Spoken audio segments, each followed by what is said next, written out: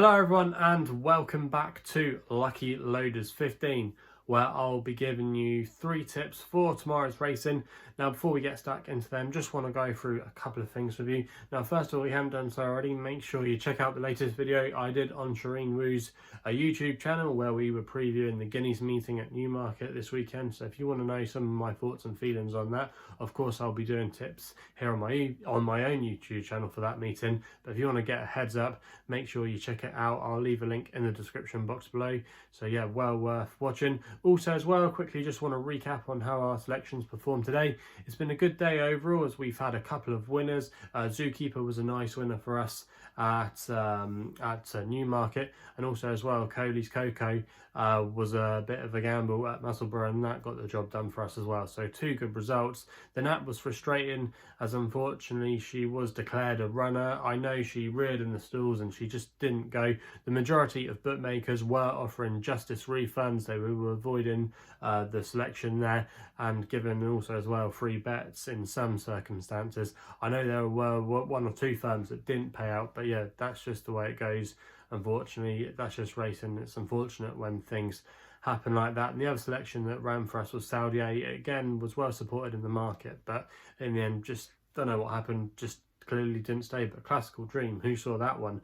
A lot of people did, because it was well supported in the market, but I couldn't have recommended that one with counterfeit money. But yeah, that's the way it goes sometimes. Obviously someone knew something, an insider obviously at the Willie Mullins yard, for it to get destroyed in the betting that much. But yeah, it was great to see Classical Dream come back to some kind of form after being in the wilderness in the last couple of years. And also as well, at the time recording, we still do have 1 tip to go to tonight at Chelmsford. Runs in the listed race there, has been supported, and fingers crossed we can get at least a placed effort there. So yeah, it's been a good day here on my YouTube channel with a couple of winners, and fingers crossed we can end the month on high tomorrow. Obviously the last day of April tomorrow, and like I said at the top of the video, 3 tips for tomorrow's racing.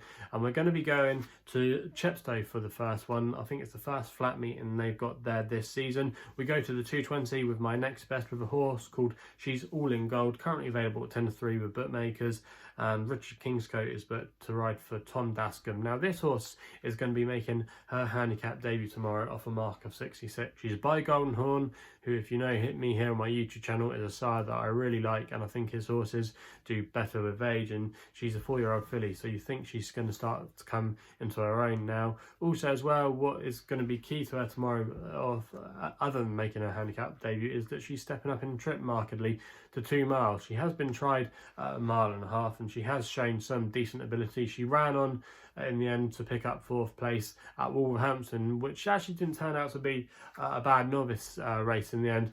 The winner of that race ran okay in a handicap the other day at Nottingham and has a high rating, and actually the horses that beat her had higher ratings. So I think it wasn't a bad effort at all at Wolverhampton last time out. I think maybe she'll strip fitter for the run too. I noticed a couple of Tom Dascombe's horses have come on for the run, and Tom Dascombe's horses are now starting to be amongst the winners. If you look at their last few runners, they have been performing a lot better. So I think this horse will strip fitter for that recent run. And I don't think going up in trip to 2 miles will be an issue at all. If you actually look at the dam, she's actually produced a 2-mile hurdle winner, so the stamina doubt shouldn't really be an issue. And Golden Horn, a lot of his progeny I've noticed have been getting further. Staghorn is probably one of the better examples I could give you there. Ran okay, I thought, in the Ascot Gold Cup, and was really progressive over staying trips last season. So I think there's a lot to like about She's All in Gold's chances tomorrow. It looks quite a weak race on paper. Ground should be fine. A lot of ticks in the boxes for me, and Tom Dascombe as well does well with his runners here at Chepstow. So I think at 10-3 tomorrow, I think this horse could go off shorter, and I think could get us off to a winning start. We then head up to Musselburgh, a track that's been good for us today, in the 305 with my extra tip, and I'm going to take a chance here, an each way selection on Tricorn, which was currently available at the time recording at 15-2 for Andrew Mullen and Ian Jardine. Now I'm going to recommend a 0.5 each way selection here. Now this horse, honestly, you have to think tomorrow is going to be his day. He might find 1 or 2 too good, but he is now extremely well handicapped. He hasn't shown any of his true ability for a long time. He was rated as high at one point when I think he was trained by Simon and Ed Crisford, or Simon Crisford at the time.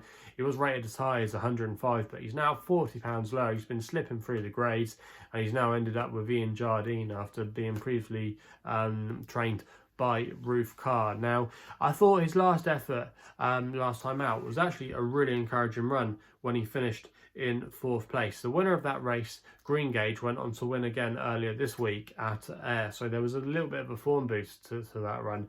And what was interesting about last time is he was running over 10 furlongs and he's dropping back in trip to a mile tomorrow, which I think will suit him. He's a horse that likes to be handy. He can be handy, and he's got not a bad draw tomorrow to exploit that. So I'm hoping Andrew Mellon will get into a good prominent position. And we were seeing today a few times at Musselburgh that, especially when you were running over the longer trips, it was vital to be handy. Not too many horses were coming from off the pace, so I think that will be in this horse's favour tomorrow. The ground should be too, and also as well, what's notable is that he's dropping into Class 6 company tomorrow, which I think just might make all the difference. I'm expecting a good run tomorrow, and I think this horse might finally get his day, so fingers crossed we can get a good run from him there. We then go to Goodwood with My Nap, which runs in the 350 with a horse called Headingley, one for the Yorkshire cricket fans there. Now this horse is trained by Mark Johnson, and Joe Fanning is but for the ride.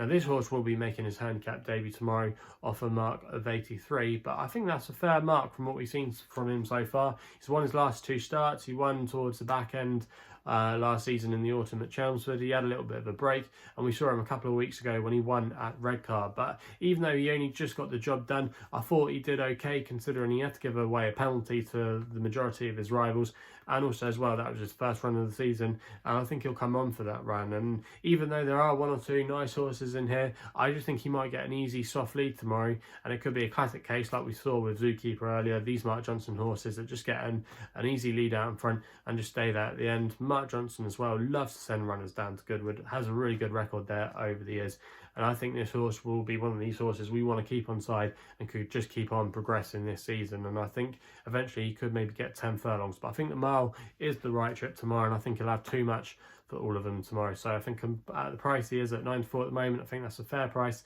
and I'm going to recommend a 1-point win bet there. So they're the 3 tips for tomorrow's racing. If you're still enjoying these videos, please remember to hit the thumbs up button, subscribe here to my YouTube channel at LuckyLoaders15. Also as well, if you want to follow me on social media, you can do, where my handle is at LuckyLoader15.